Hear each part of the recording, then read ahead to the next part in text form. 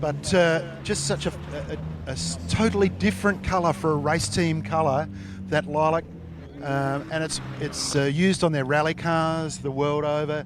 It's become a welcome addition to colours like German Racing Silver, Ferrari Red, Bugatti Blue. It's a really modern take on having a factory race team colour. Yeah, it certainly is, and as you say, it's an iconic colour now for Hyundai, as you say, in rallying, but also in World Touring cars as well. Of course, we saw the World TCR come to Sydney Motorsport Park and Bathurst in the last couple of weeks, and those Hyundais are aligned with those colours. You know, it's an iconic colour now for the Hyundai brand. And over the years, Hyundai, you know, when they first entered the motoring market, almost as an entry level, but their end products now are real sports cars. They really are really nice pieces of machinery, and certainly something I'd be interested in buying as a hot hatch enthusiast. The i20 and the i30 are awesome pieces of machine, and such good value for money as well. That's what makes really does make the Hyundai brand really now their end products. We can see next on our list is the main tour. So the main tour, part of the Adelaide Rally. As always, this is an eclectic mix, so it's not with a certain club. So we've seen Mercedes come through, BMW come through, Zagami. I know they're not a particular brand, but they are a club, a group. But this is just general people wanting to take part in the Adelaide Rally, bringing whatever they have as their road car and driving it up the stages. I think it's such a brilliant part of the rally that you are able to do that. So these are people's very machines making their way, up the hill, and it means we've got such an eclectic mix of machines in the main tour. It's one of our biggest groups as well. 33 cars in the main tour. Anything from Lotuses to Maseratis, Fords, Nissans, Lambos, Alphas, and everything in between. It really is a bit of everything. You can see a 944 going up the hill, followed by a Evo Lancer. There's a Mustang. So yeah, real mix. These guys taking it a little easy. Of course, their own motor vehicles. They don't want to go too hard on them. To vote for us, and wow, look how many people got on board. So that's been great. When they said they were going to run it last year, I thought, no, you couldn't possibly achieve that. And thanks to the South Australian government. Absolutely. You can see the main tour now heading up the hill, a bit sideways there for the Nissan, putting the power down up the hill. It cranked sideways. Good little catch from the tour leader. I don't think the Golf's going to have any issues with losing the tail, being front wheel drive, of course. But we see the cars continue to fly by. So yeah, this now the main tour.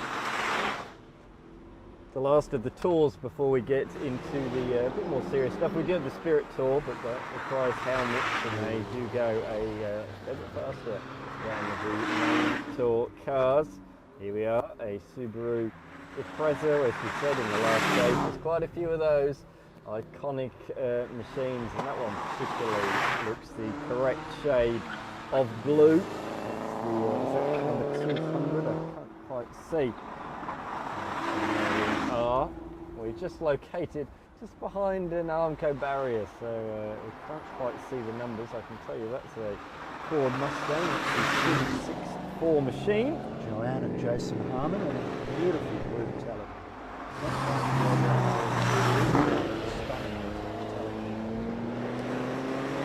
That sounds good.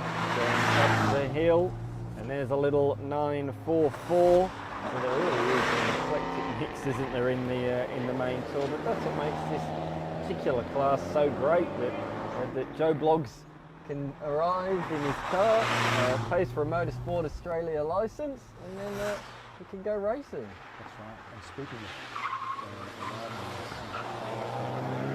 Mackinnon edition Evo, I think they were a 6.5, were they? Evo. Cars that punched well above their weight. So there's a car that, you know, for a not too big an outlay, you can drive to work until yesterday, and today you're punting it through the hills in controlled conditions and enjoying a bit of fun with your mates in the Adelaide Rally. What gets me, we sort of spoke about it before, you know, when Hyundai first came on the scene over a decade ago, you looked at Hyundai and you went, oh, you know, it's a bit cheap and cheerful. But they are now a really, really good car manufacturer in terms of the quality of the build and everything that goes with it. And they are making really fast, really well built, and still, like, value for money, there's nothing that beats an end product Hyundai. Yep. No, they, I think, you know, and I mean, time flies, but I think it's actually the mid to late 80s when we first got Hyundais, and they were a bit cheap and cheerful, but to their credit, they've never really marketed the car on price. They've always just said, this is a good car, you know, come and have a look at it and buy it. And of course now when you go and have a look at one, you're pleasantly surprised that the equipment level is good, the fit and finish is great, warranty package is excellent. Yeah, excellent. And then you get in one like an i30M and drive it, and woohoo, that's a lot of fun in a car. They're magnificent pieces of machinery these days. Is that a smoking Mustang? It is a smoking Mustang. Yeah, it's not what you want to see. Yeah, that is certainly blowing out a bit of smoke. Can't quite see the number there, but you can smell it. We can smell it out the van. That does not smell quite right. This is now the main tour that we have moved on to, and there is, yes, certainly a not so well smelling or sounding Mustang out there. There's a lovely current Mustang indeed, and you know, modern cars being what they are, that car straight out of the showroom, 330 kilowatts of fuel injected engine management car that is going to start first time every time and run perfectly, and even get you good fuel economy, and then you can bring it out here and thrash it. And they make such a good noise. Indeed, indeed. Of course, that's an old school Mustang. There's many new shaped Mustangs here this weekend, but that's one of the few old school Mustangs, I suppose you'd say. Yeah, it's interesting how popular they've become. Of course, back in the late 60s, you know, they were such rare machines, but see Mustangs now, I mean, they still carry that same name. They're a very different car to what they used to be. A bit more of a sports car rather than a muscle car these days, but they've really gone on leaps and bounds, and they are selling in great masses at the moment. Yep, still very hard to get a new one. And I'm not sure that's going to change a lot in the near future. I think you'd be ordering for well into 2024. But best way to find out, go and see your Ford dealer, and he'll soon set you straight. Exactly. But yeah, an enjoyable car to drive in the tradition of old school muscle cars. Still try to retain a bit of that retro look in the dash and the styling, but you know, brought it into the 21st century at the same time. That's right. I believe that Mustang that was smoking, I'm not entirely certain, but I believe that was 67 Mustang, and that in that case would mean that was Joanne Harmon at the wheel of that machine. So fingers crossed that is all good, just nothing terminal on that, as we can see the tour follower going through. They're in a cool drive liveried Hyundai XL, but this year they're in a lovely looking Elantra. As we see the next couple of cars come through. Now moving on to the main tour by the looks of it.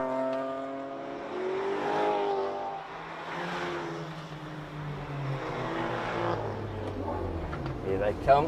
So this is a bit of a mixture of anything and everything.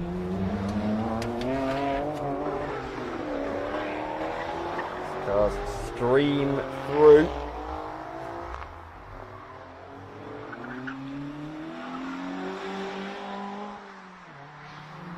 Mazda MX-5 going into the hairpin. Tim Piper, a punter of many different vehicles on the racing circuit, and hill climbs, rally, so on. Likes a good classic car too, does Tim?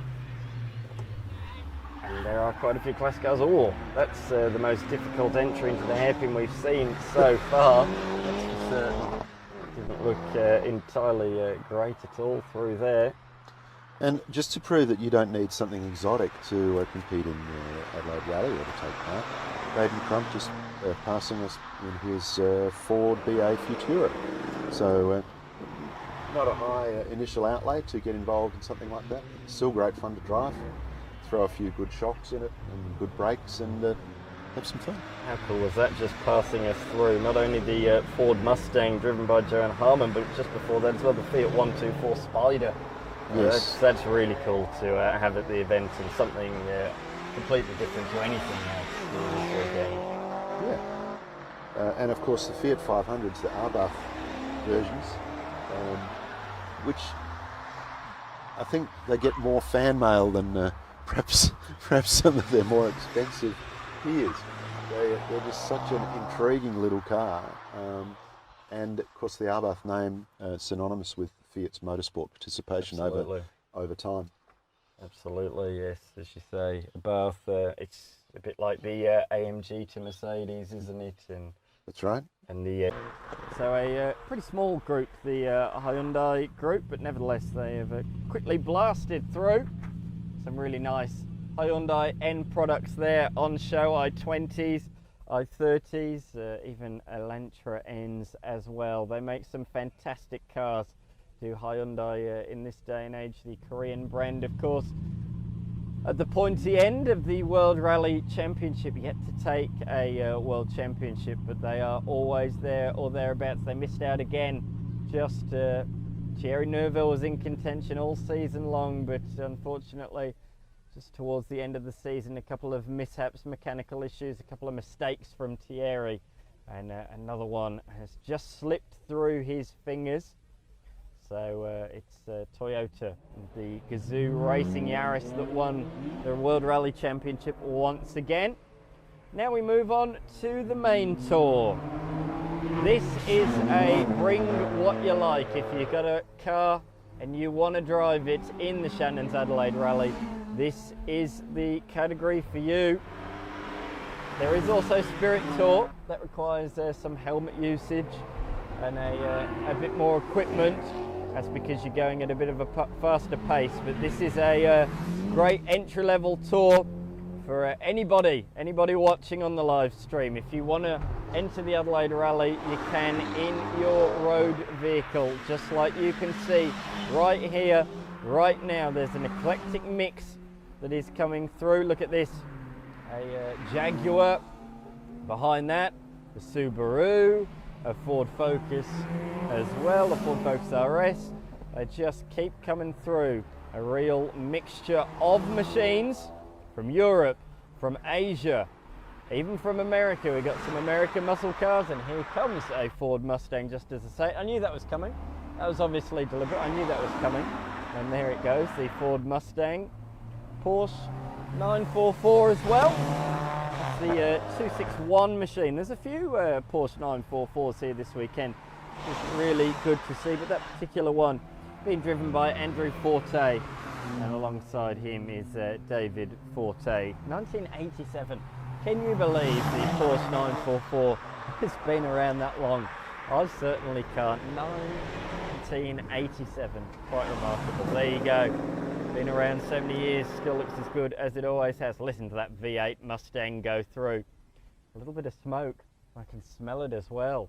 It doesn't smell great, that Mustang that just went through. If you haven't driven a Hyundai i30M, go and have a run in one. They really are a hoot to drive. I think they're probably entry level about 50k. But a lot of car for 50k, and a real hoot to drive. A car that you can drive to work every day, and if you want to take it to the track on a Sunday you can, or do the occasional hill climb. You can even do the Adelaide Rally if you want. Absolutely, we're seeing now the main tour go up. This is one of the loudest cars here this weekend. This is Tour Leader 6. It's Nathan Green in his Nissan Skyline GTR, brilliantly liveried machine, coming to the end of the stage. So we've had all our branded tours, you'd say, so the Porsches, the BMWs, the Mercs, Zagami and Hyundai have all gone through.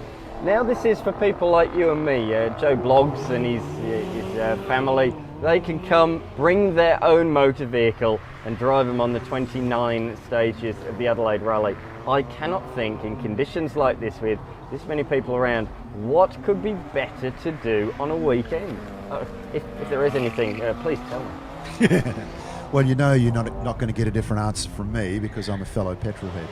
But great diversity of cars in this. We've already seen a Subaru and a 944 Porsche, a little bit more classic car. We've got a current model Mustang in a superb metallic blue with the big alloys on it. It looks beautiful. And of course the Coyote V8, 330 horsepower, kilowatts I should say, over 400 horsepower, from 5 litres of variable valve timing V8. Real good engine. It's the engine that's used in the S5000 open wheeler formula, and of course that's being followed by the original pony car, a 64 Mustang. So there's the old and the new for you, and then, you know, hey, if you want to come on a budget, you can do that too, because the Falcon Futura that's following, that's not a lot of dollars. Got the Tommy Mackinnon Mitsubishi Evo. So there is just a wealth of diversity in this class, and I can see just a little later you're going to see the Elfin Streamliner. So there's something for everyone, and as Dan said, this is not a dealer group, a dealer organised group. This is a one-size-fits-all group, so anybody gets to join in, and you can have a chat with like-minded guys, even though they might have chosen a different brand to you. I can smell a bit of burning rubber. I don't know about you. I think somebody's had let it rip a bit off the start line. But yeah, I can certainly smell burning rubber from where I am as we see the Evo head up the hill now. Look at how many people are lining the stages. It's so cool to see. And the cars just keep coming through thick